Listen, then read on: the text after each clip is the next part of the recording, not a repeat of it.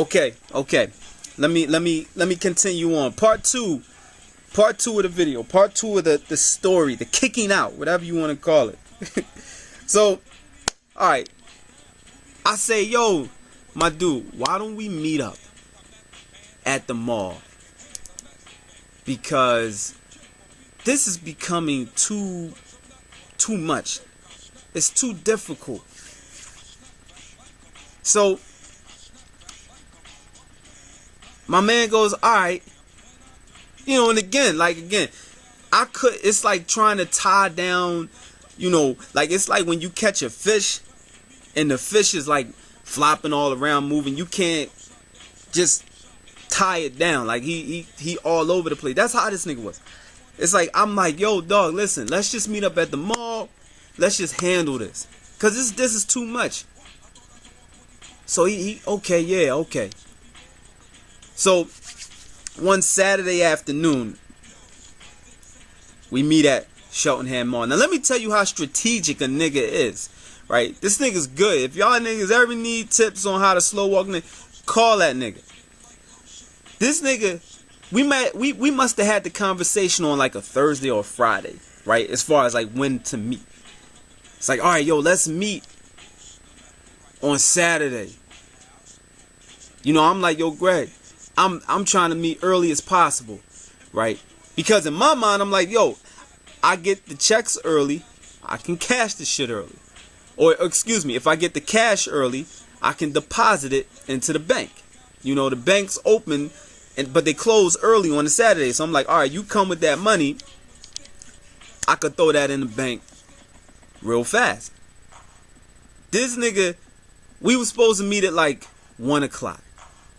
This nigga stretches it out to like, right on the verge of when the bank's closed. And then the nigga's like late. He shows up and he's late.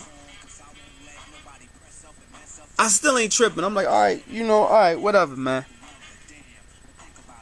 But this nigga does not have money on him. He pulls out an envelope claiming these are the checks that I threw in the mail that never made it to your crib. Huh?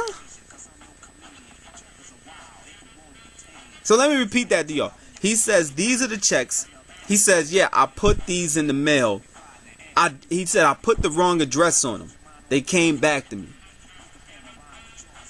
Nigga said he put the wrong address on the envelope with the checks in them, and they came back to him. So at this point, I'm trying to remain calm. I'm trying to remain cool. I'm like, all right, you know what, Greg, I'm throwing these in the bank. I can't do it today, nigga, because your slick ass done drug this out to like 4 or 5 and the bank's done closed, and then tomorrow the banks ain't open. So this nigga buying mad time. Now let me give you a timestamp on this. This is right after Thanksgiving, people. This is the shit y'all didn't know what was going on. But this is right around Thanksgiving, right? As we edge close to the playoffs.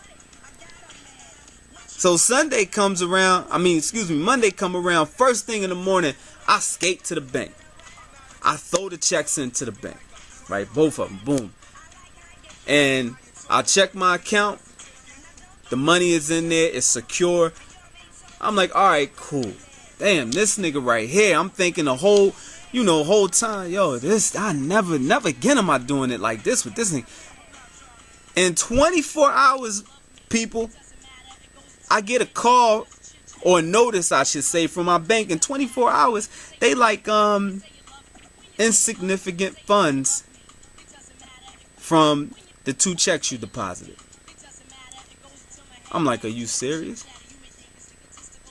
I checked my account, and sure enough, the 400 that was there is no longer there. So now I'm like, okay, I call this nigga. And in the back of my mind, I already know how he gonna act. I'm like, watch this. I said, now it's a game with me. Because it's like, to me at this point, it's like, I know the game. I know what's happening right now. I know what time it is. So Call the nigga, he get all theatrical and dramatical. I said, yo, those checks that you put in, homie, they didn't, you know, whatever. What? Are you serious? What? The fucking bank, they fucked up, man. Oh, these motherfuckers, man. But like, he get all mad and flustered, and you know, it's like he, it's like, you know, it's like the script in a movie. It's like when the nigga, and Boys in the Hood came in the house and you know, started punching the air and shit. Like, that's how I've pictured him. So he like, oh, let me call the bank and figure out what's going on and da. Right? This must have been like at 2 o'clock, right, in the afternoon, 2 o'clock in the afternoon. So, no, matter of fact, it must have been like 3, right? Because I was still at the office. It must have been like 3. So I call a nigga, you know, about 3:30, 4 o'clock, and I'm like, yo, what's up? He tells me, yo, I'm in the line at the bank right now. I'm gonna call you back. Right? It's 4 o'clock. I'm like, all right, cool. 4:30 come. No phone call. 5 o'clock. And I want y'all to understand the theme of this. No phone call. Those 3 words. I want y'all to understand how many times this comes into play. So 4:30 comes, no phone call. 4:45, no phone call. 4:50, 10 minutes to 5. Nothing. I finally call a nigga back. I text him back. And I say, damn, nigga, that must be a long line you standing in. What's up? I don't hear nothing. I don't hear nothing for the whole night, people. Real rap. So I get back on the phone with the nigga. I don't know, maybe the day or 2 later, I'm back on the phone with him. Right? And he heated because he lost the playoff game to Keenan, you know. And I told, hey man, listen, you know, it is what it is. That's how it goes. Right? I said, but we got business to attend to, me and you. You know, we could discuss that rule during the off season if you don't like the home field advantage, whoop-de-whoop. We got to get this money straight, right? Yo, what's up? Right? So, I'm going to tell y'all in part 3 how this ends. It's crazy. It's crazy. Part 3 coming up. Stop what you're doing, cause I'm about to ruin the image and the style that you're used to. I look funny, but yo, I'm making money.